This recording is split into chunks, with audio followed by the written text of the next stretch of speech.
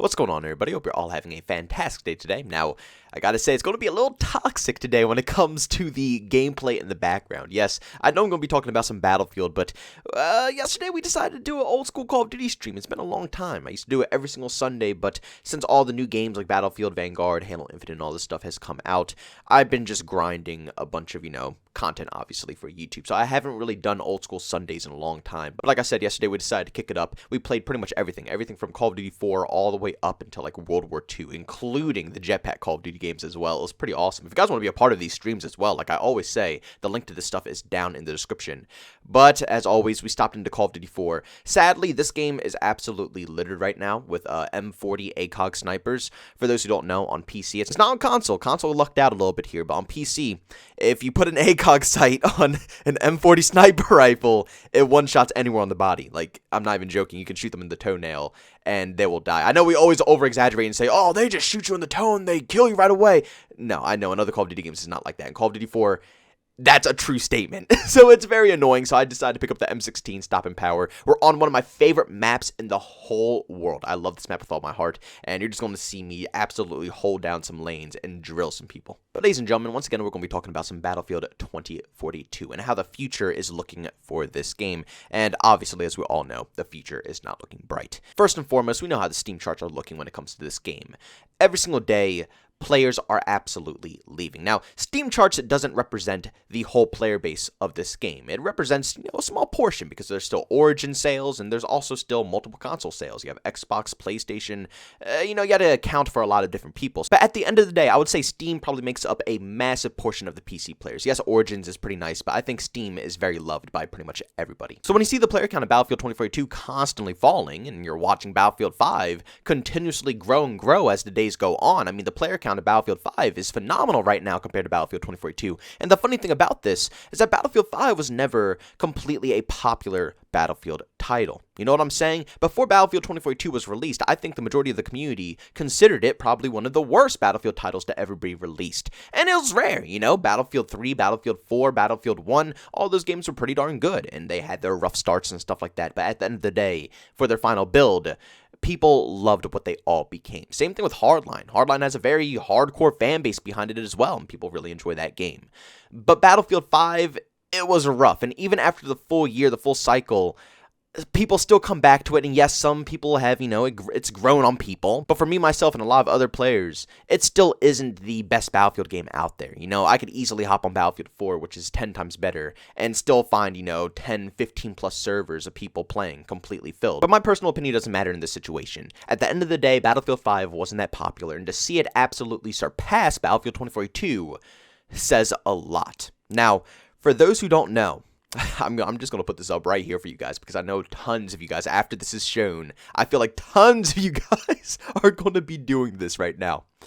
But Steam is allowing a full refund for anybody who has purchased Battlefield 2042. Now, for those who don't know, it's pretty darn hard to get refunds from Steam, especially if you're talking about a AAA developed game, a very popular one to be exact, like a Battlefield game.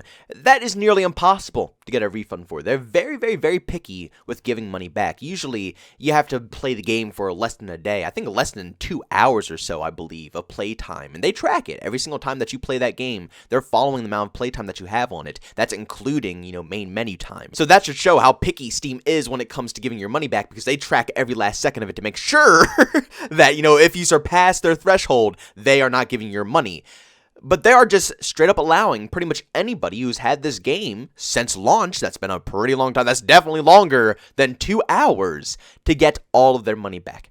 I think the last time I remember this happening was Cyberpunk, and we all remember how Cyberpunk released. Now, actually, I went ahead and purchased Cyberpunk because I heard it got really good now. They polished it, they made it a lot better, and also there's going to be some PvP or open world GTA stuff coming in the future, possibly, potentially. So I went ahead and got it on the winter sale for really cheap, so I might play that on stream a couple of times. But when the game first launched, it was probably the worst performing game we have seen in a very long time. A very long time. So this tells me that Battlefield 2042 is so broken, so busted, that this game is one of the very, very, very, very rare select few titles that they're going to allow, along with Cyberpunk, to get full refunds for the game because it's that broken. Honestly, all I have to say is good for them. Good for Steam, and good for all the individuals who get a chance to get their cash back. Because truly, in any other situation, I would say, you know what? We paid for it. Our fault. But truly, this is a disaster. When I say Battlefield 2042 is broken at launch, I don't think anybody's joking when they say that. This is the definition of broken, unplayable. It's in a state that you can't even get on it for more than 2 minutes without wanting to puke from bullets not registering, rubber banding, horrible servers, and some of the worst optimization out of any AAA developed game that I've seen all year long. So honestly, this is exactly what they need. Because we all saw what happened with Cyberpunk. They got their crap together. Now, I don't know if that's just because, it's their project, and obviously they're going to put time and effort into it. It's not like Battlefield where they're releasing every 2 to 3 years, or Call of Duty where it releases every year. This is going to be a long-term project for them. So eventually down the road, yeah, it was going to get better. But I think what truly pushed them to really try to grind it out and make sure the game got into a better performing state was the fact that they could constantly get refunds. Steam was allowing pretty much anybody on the platform to get all their cash back. And this isn't an indie developed game. We're not talking about $5, $10. We're talking about $6 bills, $80 bills, $100+ on these games. Some of them are like $200+ editions. They're getting all of their money back, and that's being taken straight from the developers' mouths. I'm pretty sure each and every one of you guys know this, but I'm just going to say it anyways. The best way to deal with any type of company like this is to mess with their income. We can complain, we can whine, we can do whatever we want, and we do, and sometimes it is a little effective.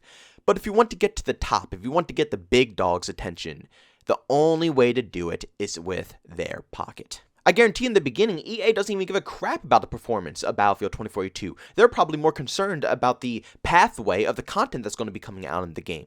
Because they already got everybody's money. At this point, they made their check. But after they make their check, if they get constant refunds, then that's where the issue begins.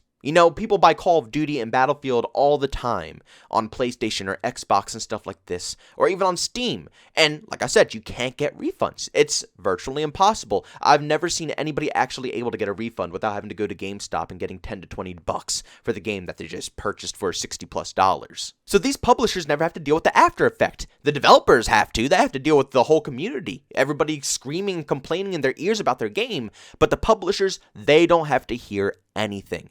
All they see is the initial sales of the game, and that's all that matters to them. But if refunds are possible and those initial sales are getting completely dumped in the trash because everybody's getting their money back, then that's going to open some eyes, and they're going to understand, yeah, we have to do something, and we have to do it fast. This is exactly what Battlefield 2042 needs. Now, I don't know if it's going to resolve everything because, again, people don't really care for Battlefield 2042 just because of the vibes of the game. It's just not that good. The atmosphere of the game is really rough, and I'm right with you. I hate it. They tried to give us a bunch of apocalyptic vibes, but then they gave us this goofy, hero shooter. It's two completely opposite advertisements. I would consider it false advertisement. But down to the core, I don't know if they're ever going to fix that. I mean, myself, I will continuously complain about it, for the community, for us to see if maybe one day down the road it could happen. But let's be honest here. They already had the art team completely customize and make these specialists, and they hired a bunch of voice actors to do all the voice lines for this game. That's not cheap, man. That's a very expensive thing to do. They already have them set out. In order for EA to completely scrap that concept, that whole idea, and just take the L and the money, something seriously bad would have to happen to this game, and I don't think refunds is enough for them to do that. But the refunds is enough to make them actually make the game go into a playable state, which is a step in the right direction and will be very welcome for a lot of players who are just stuck with this game in the first place. Because again, this is just for Steam.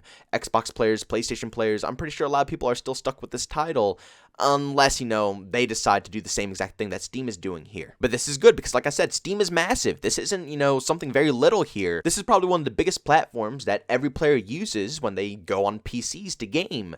And definitely, there's tons of people who purchase Battlefield on Steam. EA will 110% feel this, because keep in mind, Cyberpunk wasn't only a PC exclusive, that was on console as well, and it was a Steam refund, so if they got shooken up by this, I'm pretty sure EA will get shaken up as well. And what's even better is if these other people, like PlayStation, Xbox, and Origins, can all chip in as well and offer refunds. Yeah, it might hurt them a little bit, but in the long run, they are still, selling multiple games on their platform. Steam has an endless catalog of games that they're still making income off of, so let's be honest here.